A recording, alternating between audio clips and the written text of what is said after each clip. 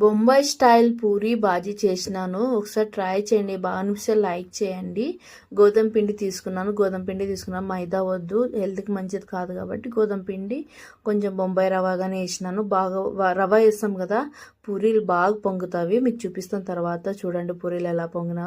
తర్వాత ఆలుగడ్డలు బాగా ఉడకబెట్టాలి. 3 సీటీలు వస్తే చాలు. తర్వాత అదే కుక్కర్లో తీసుకున్న ఆవాలు జీలకర్ర వేసి చటపటలాడేంత వరకు. తర్వాత పచ్చిమిరపకాయలు ఉల్లిగడ్డలు వేయాలి. పచ్చిమిరపకాయలు పొడి పొడి కోసుకున్నాను. టేస్ట్ బాగుంటుంది. కారంగా ఉంటాయి కానీ టేస్ట్ బాగుంటుంది. తర్వాత కొంచెం ఉప్పు వేసి బాగా కలపాలి. ఉల్లిగడ్డలు కలిపితేనే మనకు జల్దీ ఎగుతాయి. తర్వాత కొంచెం పసుపు వేసి తర్వాత వాటర్ వేసుకునండి. వాటర్ వేస్తుంటే ఉల్లిగడ్డలు జల్దీ ఎగుతాయి. బాగా కలిపిద్దాం. కొంచెం కరివేపాకు టేస్ట్ కోసం వేసినాను.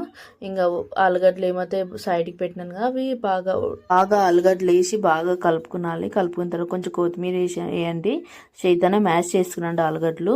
దాంతో మిషన్ ఉండేది, ఇది పూరీలు చేసేవి. ఒకసారి ట్రై చేయండి. మీకు బాగా అనిపిస్తే మీకు కావాలనుకుంటే లింక్ పంపిస్తాను. కమెంట్ చేయండి. పూరీలు ఒత్తుకున్నాను, బాగా వచ్చినవి. ఒకసారి ఆయిల్ అంటిస్తే చాలు, బాగా వస్తాయి. టిప్ ఇది మీకోసము. ఇంకా ఆయిల్ బాగా వేడి ఉండాలి పూరీల కోసము.